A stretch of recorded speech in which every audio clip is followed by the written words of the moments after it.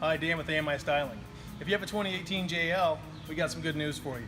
We have a new locking fuel door. Now, if your vehicle came with a factory fuel door and you want to add a locking option or simply want to add a locking fuel door, our part number 6034KL is just what you need.